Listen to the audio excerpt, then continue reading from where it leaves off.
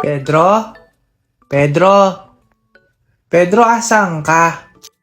Wala siya dito, Juan. Bakit?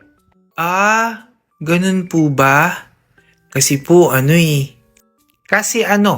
sabihin mo na. Kasi po, magtatanong ako kung anong ulam ninyo. Oh, tamang-tama. Merong akong niluto doon na sinabawang. Wow! Talaga po? Sinabawang gulay! Paborito ko po yon. Ano pong klaseng sinabawang gulay? Sinabawang nga ang sabi ko. Paulit-ulit mo, Kung gusto mong kumain, pumunta ka na lang dun sa kusina.